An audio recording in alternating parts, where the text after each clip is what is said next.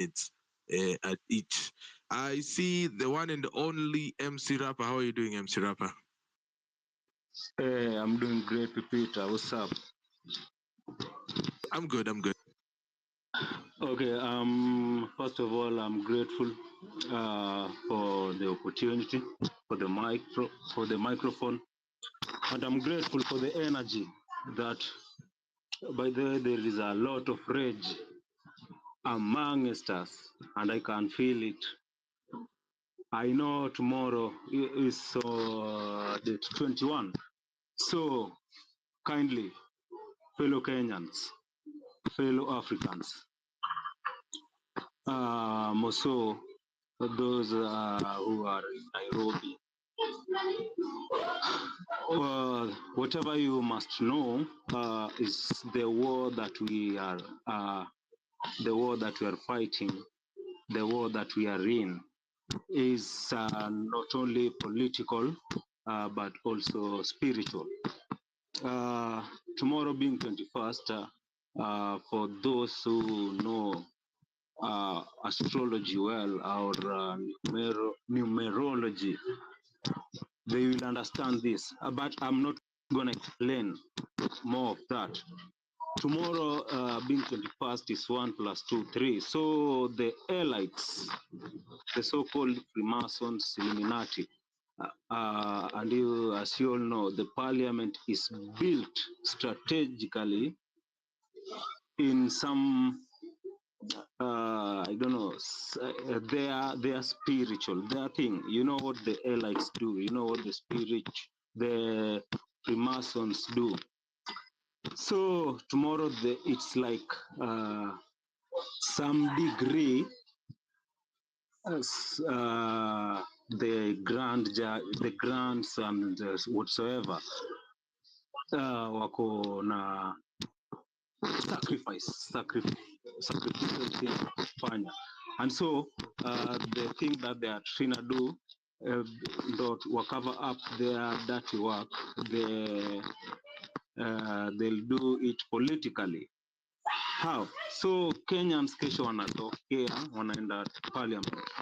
By the time mtakuwa mnaenda parliament, I need you to be very careful, and spiritually I want you, or I request you all to be manned with, if you can carry the bells,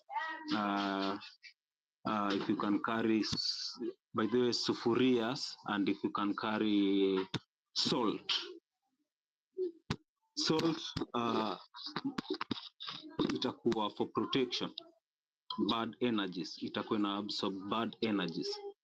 So the government wakiwa itapunguza hiyo ambush, and I think for those who are in Nairobi, personally I'm not in Nairobi, so na tunataka hii kitu ikuwe successful, and also remember to know why you are going to the protest. Remember why you are static. Ongea sasa. I think ongelesha through microphones, earphones. Aya, so I hope nasikika sasa. Yeah, uko sawa. So aya. So kesho mkienda kwa hii maandamano, kindly man yourself with sufurias, bells na salt in your pocket for spiritual purposes. The firimbis aiziwak juu hapa hivi tuna deal na the devils themselves. Kesho Ruto, ukiona nini yo back chat ya Ruto, it's not a good thing, na ndo maana unaona Ruto alikuwa lazima angekuwa yeye ndo the main puppet mwenye anafaa kutrigger sisi. Unajua Kenyans have been so comfortable with people just stealing money, and we tumechill. Saizi unaona wase wana press unye venye sijui alifanya nini na nini, while he's part and parcel of this. So Ruto is now, sasa yeye ndo ile turning point here from bad to good. yeye ndo maana unaona saizi uko na hiyo hasira. Nimesikiza Joyli, nimesikiza dem fulani hapa hivi alikuwa anaitwa Talia, nimesikia hiyo hasira ako nayo. So acha niwaambie hii story ya femicide. Hii story ya femicide ni imekuja ndo iseparate, yani ikuwe ni kama women hawafai hata kuwa na wanaume karibu juu, yani wanafaa, the gospel that they should be preaching is against men, na men pia the message that they should be preaching is against women, ati sijui gold digger nini nini nini. Haya, wale pia wanawake pia waanze na makiu, hii kitu ina backfire. So hata hakuna feminist anaongelea hii kitu, hakuna women rep anaongelea hii kitu, lakini leo all of a sudden the president amepata 100 million ya ya kuongelea sijui ya kufanya nini, na sasa 100 million hata sijui anaenda kupea nani. That being said, we are on the safer side, na kitu iko, we are going to win this war, but still haitakuwa kesho juu haitakuwa rahisi.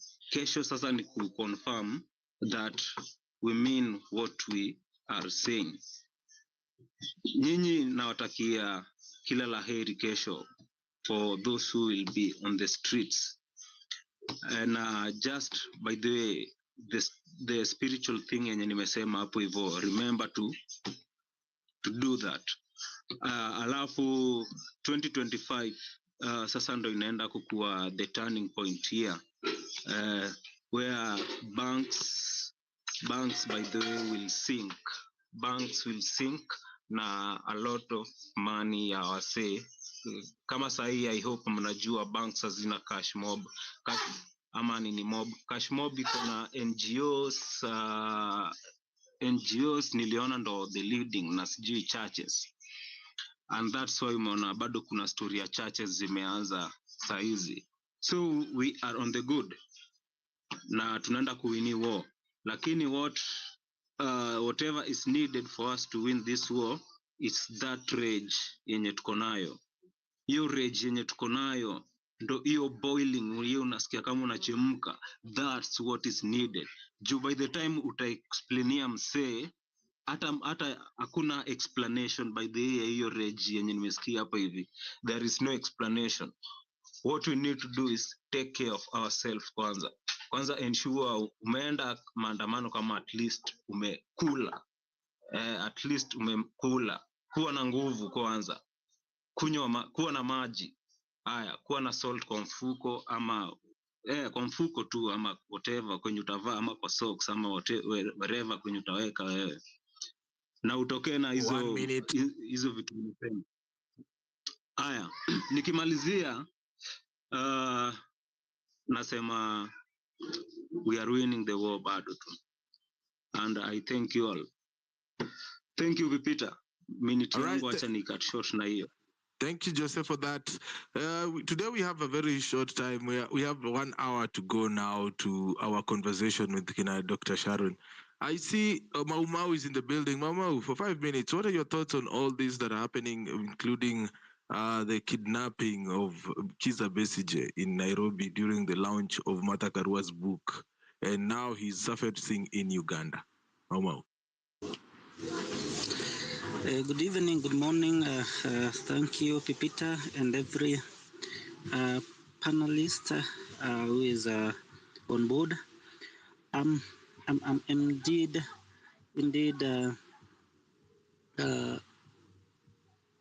enthusiastic to contribute towards the happenings, especially in matters abduction that keep on recurring.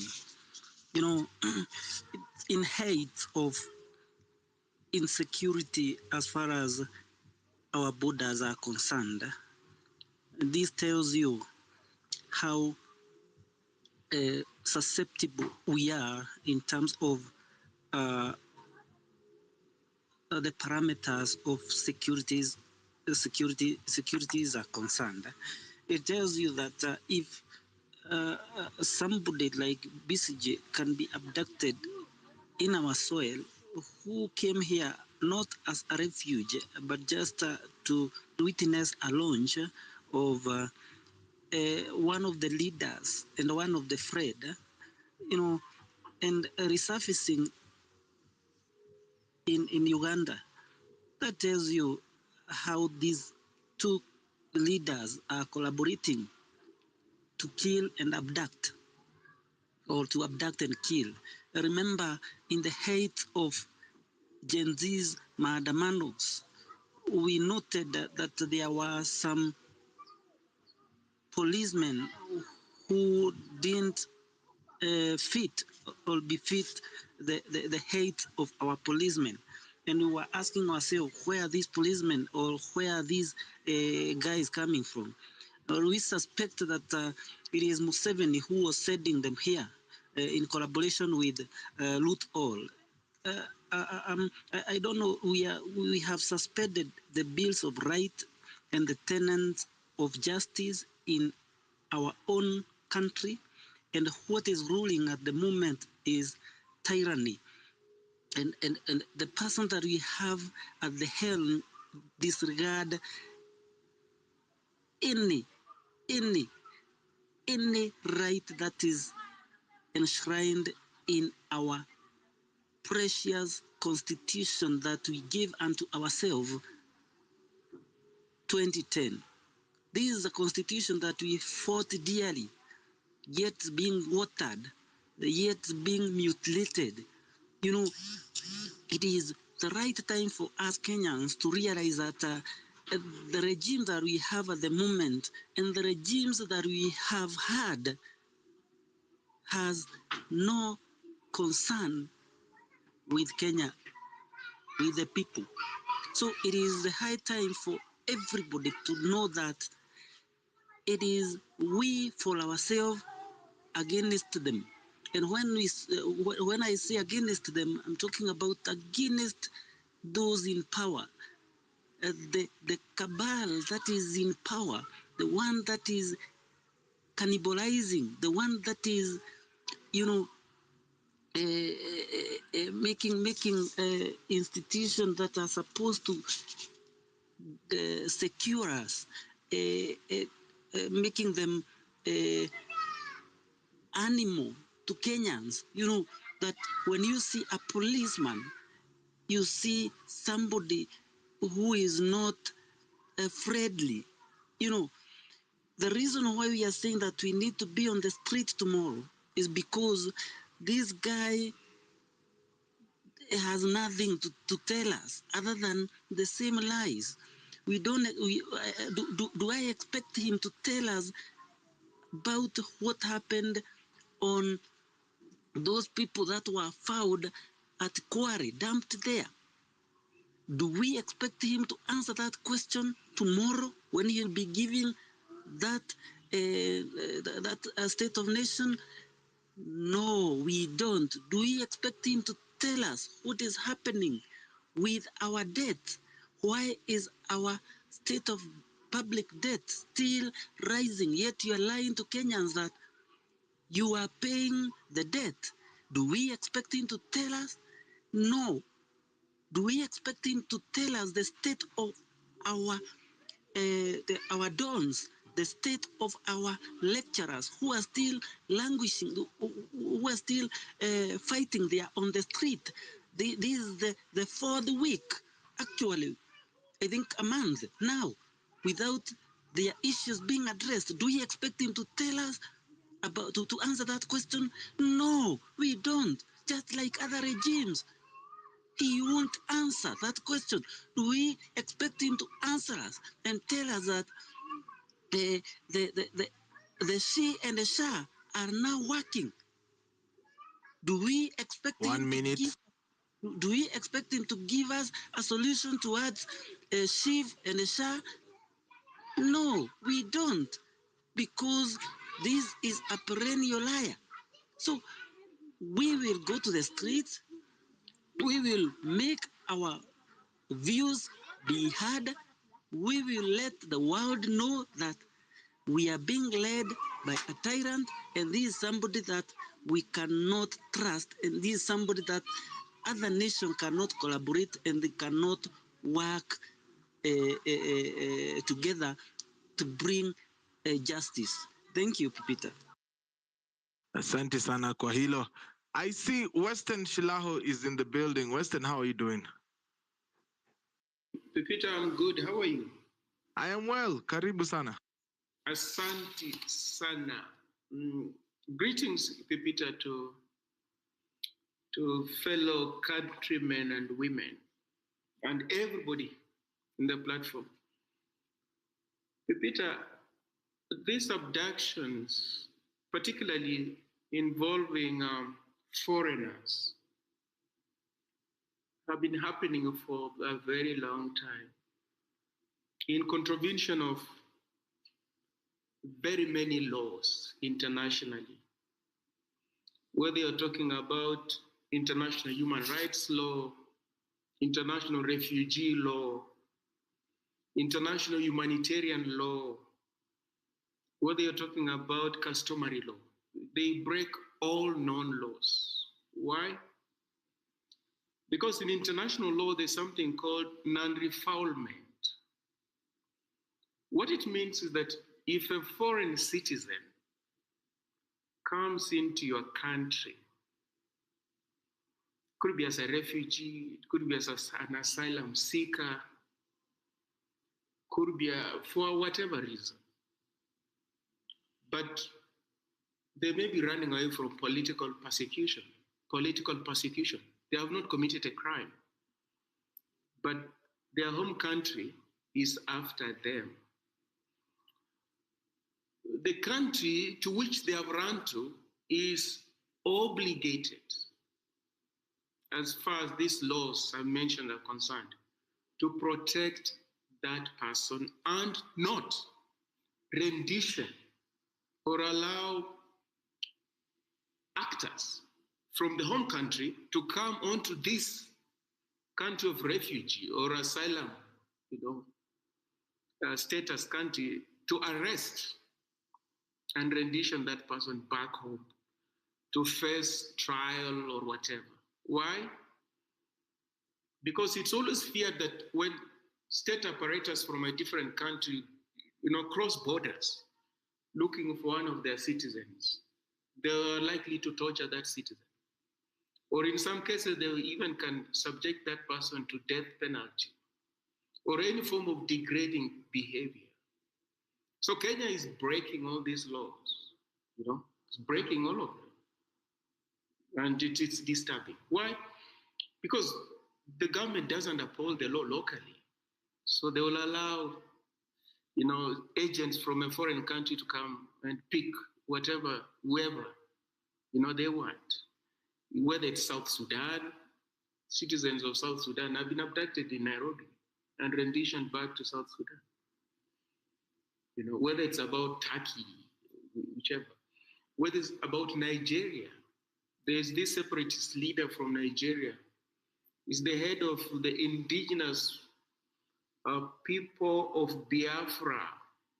There's a movement in Nigeria, the separatists. They want a separate state from Nigeria. The leader, somebody by the name Nnamdi Kanu, was abducted in Kenya, renditioned to Nigeria. Is still facing trial in contravention of all these, laws I've mentioned. So we are notorious for that. Kenya is the last country you can seek refuge in. The principle of non-refoulement is absolute. It doesn't really matter the status of this individual, whether they're a refugee, whatever. You have to protect them. Even if the citizen is stateless, you must protect them. Whether they're just an ordinary citizen or a politician in this, you must protect them. And you can tell the country that is asking you to extradite that person that we can't, because you will harm that person. You will harm the person. Like a person from a country where capital punishment is on the statutory books, you don't rendition a person to that country. You don't. You refuse. Say, nope. May have committed a crime there, we will not, because they'll face the death penalty.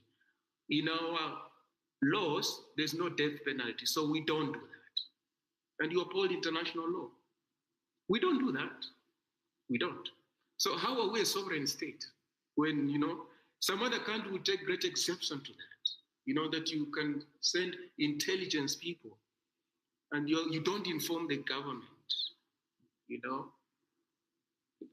that foreign government. Your intelligence people are just operating in a foreign country without notifying that country.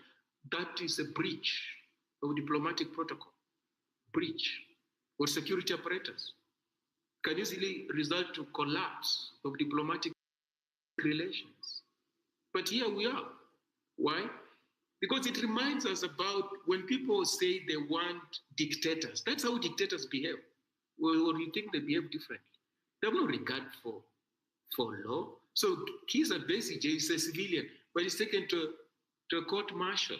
Does it work like that? A civilian is tried before a military court. Is that how it works? It's not a civilian. Well, he's a former soldier, but he's no longer a soldier. Why do you take him to a military court? Yeah, because there you can cite national security or state security, whatever. So you can subject him to whatever, torture, whatever you want. And most significantly is that you can see in a country that has no regard for democracy, an opposition leader is just treated like anybody else. But where's democracy? Where there's democracy, an opposition leader is a potential president. You treat him as such because he could win elections tomorrow. How do you expect him to treat you? But why you think you're going to steal elections in perpetuity? You don't care. You treat them as you wish. You can torture them. You can humiliate them publicly. On election day, you can lock them up. Those are the things Kizza has gone through over the years. Humiliated, right, left, and center. But we think we want dictators.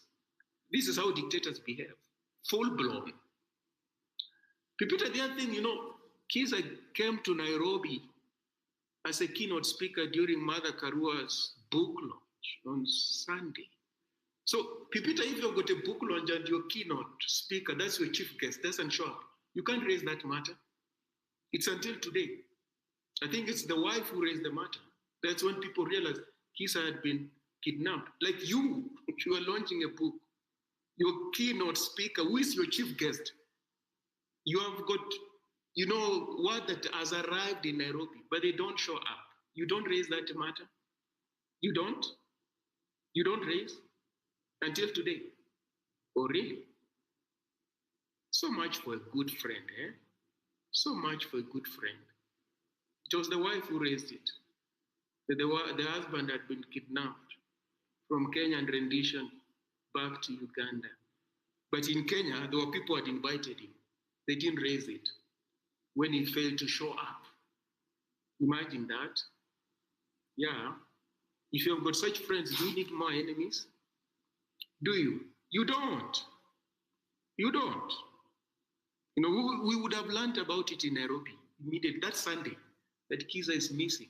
We would. It would have been news in Kenya, but it's like everybody in Kenya is scared of Museveni, whether in government or outside of government. Oh, really? So how do you expect these people to protect and defend Kenya's sovereignty and territorial integrity? How do you expect them? Yeah, how? You are an opposition leader, Mother Karua, of that stature, a former presidential running mate. You can't raise that. You are raising it now, today, when the news is all over the place. Well, it's you who should have raised that matter during your book launch. Oh, really? So what was it? 1 minute. Where did they think the people had, where did they think he had gone to? Had he taken alcohol and was drunk in his hotel room, couldn't come out? Was it? Do you even, then you go and establish whether something has happened, because you have evidence, you have word that he has arrived. When he arrives, he'll tell you, I'm around, I've come. So you know he has come. So when he doesn't show up for your book launch, life just continues, eh? My goodness. These are problematic things. Peter, the other thing about this femicide is that we throw money at every other problem. If there's something that's problematic about our country and society, we think money is the solution. And we talk in terms of millions. Millions. And that's why when you declare your interest to run for president, Pipita, the first question will be asked, how much money do you have? We never ask, Pipita, what are your ideas? The first question is, how much money, Pipita, do you have? The other question is, Pipita, how big is your constituency? And your constituency, they're referring to your ethnic group as a foundation. No one asks you, Pipita, what are your ideas? What is your vision? What is your program of action? So it's money. We think you throw money at a problem and the problem will disappear. That is it. You know, millions here, our budget is in terms of trillions, but you don't see what that money does on the ground. You don't. So femicide, the problem is money. There's no money. You just throw money at it. You wake up the following day, femicide has disappeared. Oh, really? Oh, really? We don't do any thinking. We hate intellectual labor. We don't engage. We hate ideas. And because we hate ideas, we think all you need is money. There's poverty, and they just throw money at it. You know? Or there are floods, they just throw money at it. There's a problem in the education sector, just throw money at it. I've thrown money here, I'm hiring this many teachers. You know? It can't work like that. It doesn't work like that. Because in the absence of ideas, that money just ends up in people's pockets, as it does, corruption. They just loot it. There's nothing they do with it. Because there are no ideas that these people want to realize. These people are not thinking fast. And then, okay, we have thought this is what we're supposed to do. What do we need? What resources do we need? First, they think all that you need is money, and the problem will go. And that's why you're seeing this thing you're seeing here. Yeah, it's our society that we valorize money. You're important because you've got money. You're a serious presidential candidate because you've got money. People have said, no, Kalonzo can't run for president because he doesn't have money. It's not that he can't run or he can't be a president because he doesn't have progressive ideas. It's always, he doesn't have money. You've had those kind of things. Yeah. You have money, yes, you are important. You can be our governor. You can be our member of parliament. Yeah. Now you can run for president because you've got money. It's never, you can run for president because you've got ideas which can help you realize, and those ideas can take our country forward. So until we change our mindset, this will be the way things are done. You know, we just pour money at a problem. Now the problem stands, it doesn't go anywhere. But people become obscenely wealthy as a result of that money you're pouring them. So that is the problem. They are not going to the root cause of this problem of femicide, like just many other problems in the country. It's not the only one. Just not femicide. There are a lot of problems all over the place. So, but you pick this one, okay? So when you are done with this, you pick another one. You also pour money at the other one. When you are done, you pick another one. You look at it in silos. But a government should operate in an integrated fashion. These problems, you look at them holistically. You look at them in isolation. Now this is femicide. Tomorrow we'll look at something else. The following day we'll wait what comes out. So Pipita, that is my worry. We're a lawless country. We're a lawless country. And because we are lawless, foreigners, foreign governments can just do anything in Kenya. Woe betide you. If your government is after your life and then you go to Kenya, they'll just catch you. They'll get hold of you. They'll get hold of you. But in other places, intelligence people, they care about the safety, not just of their citizens, but of everybody else, even foreigners, everybody else. And they will warn you. We know this intelligence, we're saying, you government, you've got your intelligence people in our country and they want to commit crime. Please tell them to go back home. We'll lock them up. We'll lock them up. So it's the lawlessness we're talking about. And these are the practical fruits, if you may call it, fruits of dictatorship and ruthless people. If we think it's something else, this is what happens. They can kidnap you, even from a foreign country, where you've sought refuge, or where you stay. They just kidnap you. You find yourself back in your home country. You're being tried. That's ruthlessness. That's dictatorship. That's authoritarianism. If we think it's something else, this is what it looks like. Thank you, Pipita. Thank you.